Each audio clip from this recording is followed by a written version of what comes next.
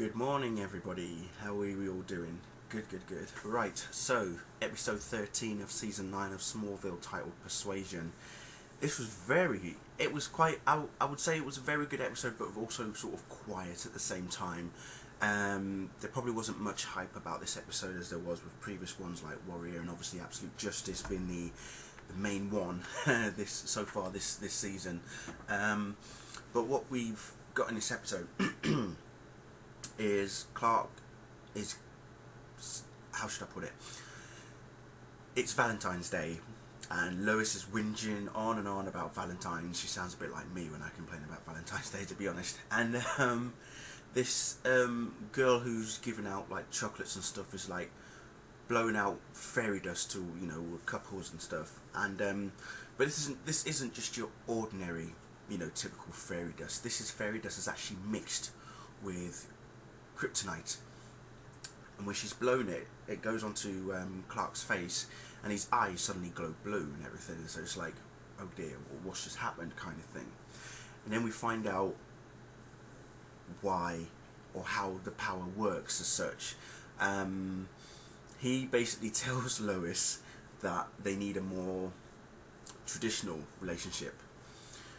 Next thing you know, Lois has quit the Daily Planet, moved into the Kent farm, has changed her attire into a proper frilly dress. Suddenly she's cooking and everything, and making things in the oven and whatnot. And the best bit for me was it was when Lois was basically telling Clark how she's left the Daily Planet, or that she's moved in, and then the build-up song was to the theme of Jaws. How funny was that? I just sat there and I was like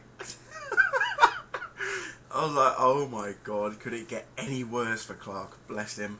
But yeah, it was just, you see the look on his face, and then the theme for Jaws, dude, and I was like, oh my god, it was very appropriate. It was appropriate for that moment. It was right. He also uses it on Chloe.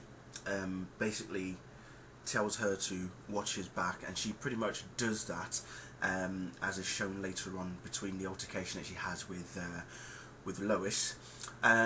Probably one of the best scenes in this episode was the fight between Chloe and Tess. I mean, I know that Alison Mack had an interview a week or so ago, and she basically did say that the fight between her and Tess is going to be pretty good, and I have to admit, it certainly was good.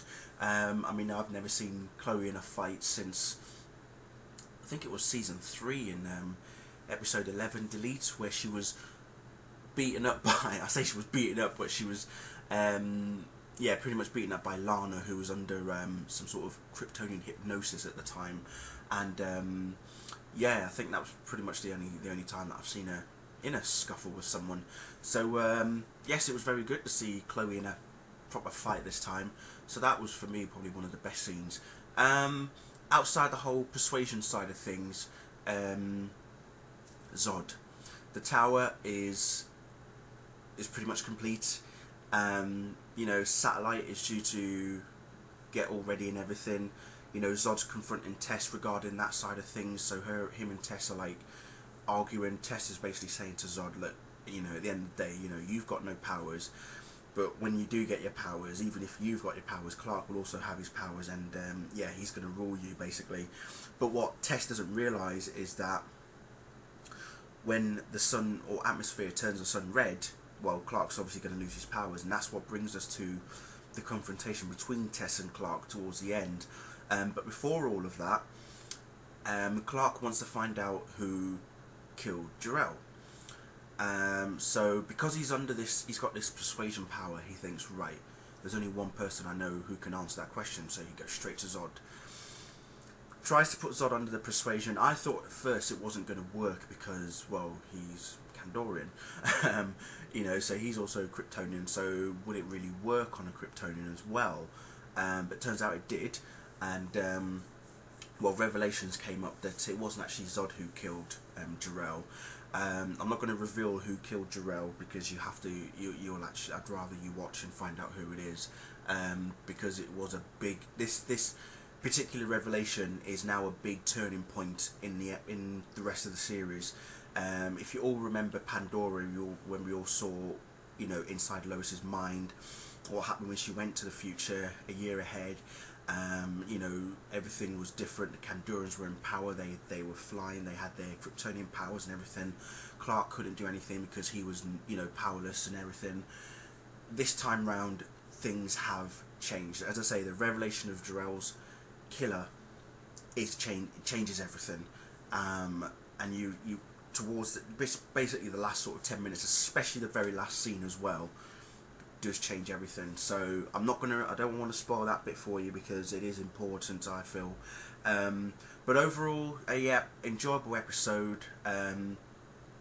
The relationship, the way that Clark and Lois, after she got hit with the spell of persuasion, she was in a wedding dress. She was calling Martha Kent. She was asking Martha Kent if she could borrow the wedding dress. She was ringing her dad to get a venue booked in Greece and everything. So she was pretty much getting ready to get married to Clark.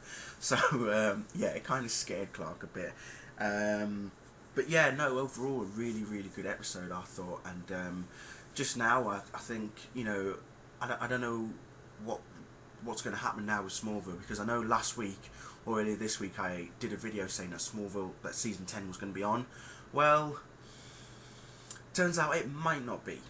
So even though Mike Osiello was one who revealed that season 10 is a sure thing, well, the CW have not actually released that Smallville is going to be on for a 10th season. At present, the writers are pitching the season finale. Whether or not it's going to be a season finale or a series finale, we don't know. They don't know when if season 10 is going to happen.